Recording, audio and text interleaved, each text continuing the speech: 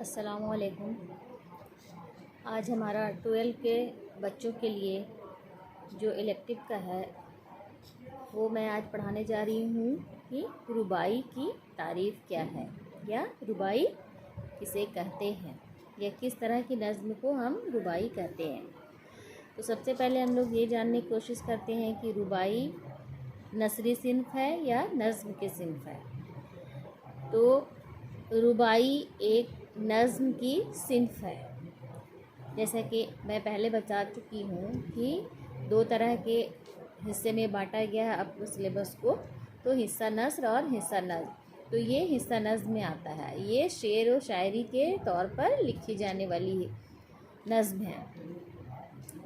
तो रुबाई उस नज़्म को कहते हैं, इसे कहते हैं रुबाई उस नज़्म को कहते हैं जिसके 4 मिसरे होते हैं। ठीक है, यानी कि यहाँ पर ये कह रहा है कि रुबाई हम ऐसी नज़्म को कह सकते हैं जिसमें 4 मिसरे, यानी एक रुबाई में 4 मिसरे का होना ज़रूरी माना जाता है। मिसरे मतलब 4 लाइन, 1 2 3 4। ये अक्सर देखा गया है कि अगर गज़ल देखा गया है तो 2 लाइन की शायरी होती है, अच्छा 5 लाइन की भी शायरी होती है, 6 लाइन के भी मिसरे होते हैं। तो हर एक जिसमें 4 मिसरे होते हैं उसे रुबाई कहते हैं। 5 जिसमें मिसरे हैं वो मैं पहले भी आपको नोट्स में बता चुकी हूँ कि उसे मुखम्मस नज़्म कहते हैं। 6 लाइन है मुसद्दस कहते हैं, है ना, या मुसल्लस कहते हैं। 8 लाइन वाले शेर मिसरे के जो भी शेर है उनको। तो यहाँ पे रुबाई में एक चीज़ ये आप लोग हमेशा याद रखिएगा कि रुबाई 4 मिसरे होना ज़रूरी माना जाता है, यानी 4 मिसरे वाले शेर को हम रुबाई कह सकते हैं। आगे देखते हैं, या ऐसी नज़्म जो 4 मिसरे पर मुश्तमिल होती है। हमने पहले कहा कि उस नज़्म को कहते हैं जिसमें 4 मिसरे होते हैं, या ऐसी नज़्म जो 4 मिसरे पर मुश्तमिल, यानी 4 मिसरे पर लिखी हुई होती है, उसे रुबाई नज़्म कहते हैं। ठीक है, रुबाई की सिन्फ़ को, यानी रुबाई की जो सिन्फ़ है, क्योंकि ये नज़्म की सिन्फ़ है तो रुबाई की सिन्फ़ को हम दो बीती या तराना भी कहा जाता है। देखिए इसका एक और यहाँ पे सिन्फ़ निकला है कि इसका मतलब क्या होता है, दो बीती या तराना भी रुबाई को हम कह सकते हैं। यूँ तो 4 नज़्मों वाली हर नज़्म रुबाई नहीं होती, रुबाई की एक ख़ास बहर होती है। यानी कि ये ज़रूरी नहीं है कि 4 मिसरे वाले जितने भी नज़्म होती है उसको हम रुबाई कहेंगे। रुबाई नज़्म की एक अपनी ख़ासियत होती है ना। जैसे कि हमने पहले बता चुका है, जो भी मतलब बता चुकी हूँ मैं कि गज़ल में पहले शेर को हम मतला कहते हैं, है ना, और उसके दूसरे जो शेर होते, दूसरे जो मिसरा होते हैं उसमें काफ़िया और रदीफ़ का होना ज़रूरी है। तो इसी तरह यहाँ पे कहा जा रहा है कि यूँ तो 4 नज़्मों वाली हर नज़्म को रुबाई हम नहीं कह सकते। रुबाई नज़्म हम उसी नज़्म को कह सकते हैं जिसमें एक ख़ास बहर होती है, यानी कि कुछ ऐसी लाइनें होती हैं जो एक रुबाई नज़्म में पाया जाना ज़रूरी माना जाता है।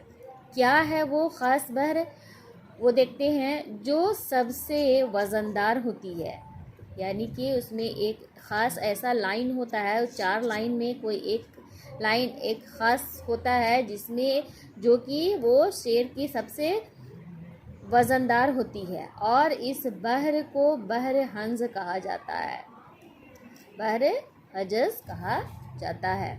यानी कि जो ख़ास जो लाइन होती है, जो बहर होती है रुबाई को, उसको बहर हजज़ कहा जाता है। इसके अलावा रुबाई के लिए ये भी लाजिम है, यानी कि ये तो ख़ास एक होना ही चाहिए, उसके साथ साथ रुबाई के लिए ये भी लाजिम है कि उसका पहला, दूसरा और चौथा मिसरा हम काफ़िया होता है। इसको हम समझाने के लिए एक मिसाल देंगे, उसमें आपको हम बता देंगे कि यहाँ पे क्या बोल रहा है।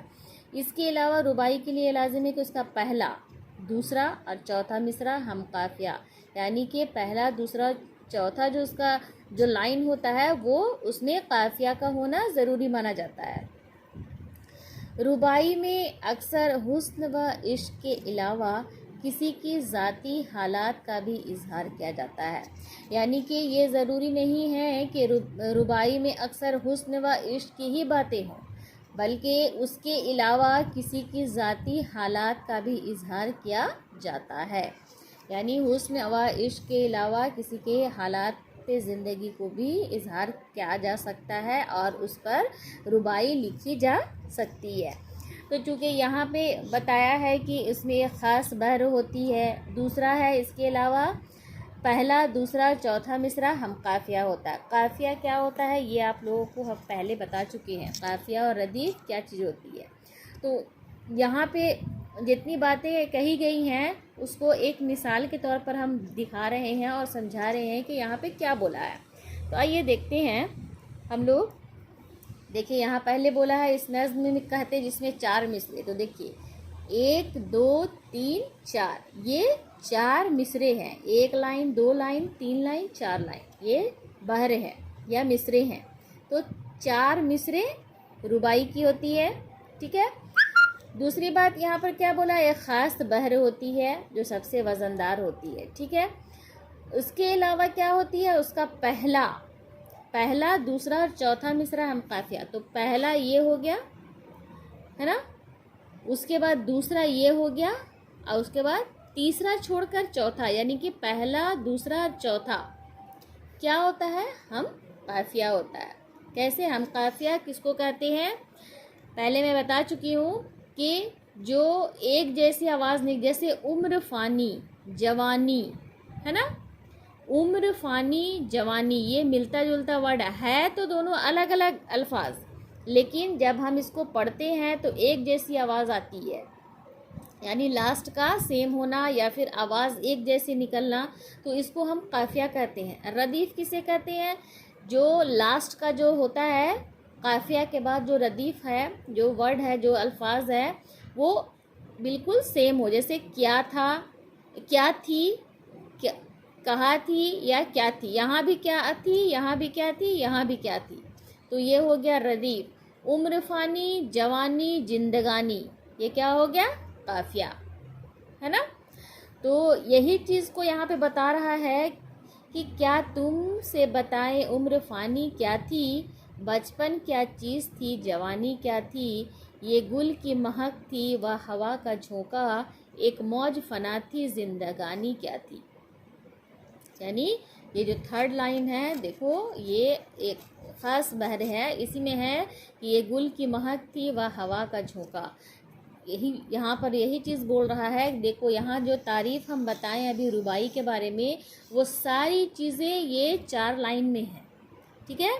तो यहाँ पर इसको याद अच्छे से कीजिएगा कि जिसमें 4 मिसरे होते हैं उस ऐसी इस तरह के नज़्म को हम रुबाई कहते हैं। दूसरा, इसमें सबसे ज़रूरी चीज़ क्या है, एक जो लाइन होती है या मिसरे होते हैं वज़नदार होती है। तीसरा इसमें क्या है कि इसका पहला, दूसरा, चौथा, पहला, दूसरा और चौथा वो हम काफ़िया होता है, ठीक है। जैसे कि मैं अभी बता चुकी, उम्र फ़ानी जवानी जिंदगानी, एक जैसी आवाज़ आ रही है। अगर रदीफ़ रहता तो क्या थी, यहाँ भी क्या थी, लेकिन थर्ड लाइन में ना ही क्या थी है और ना उम्र फ़ानी जवानी की तरह यहाँ पर देखिए हवा का झोंका, ये मिलता जुलता वर्ड नहीं है। तो चूँकि 1 2 3 ये 3 लाइन में काफ़िया है और ये होना लाजिम माना जाता है एक रुबाई को लिखने के लिए, ठीक है। तो आज हम बस अपना ये वीडियो यहीं पे ख़त्म करते हैं। अब इसका नेक्स्ट सेकंड पार्ट मैं दोबारा बनाऊंगी और अपलोड करूंगी, तो सारा हमारा नोट्स कंप्लीट हो जाएगा। Okay, thank you.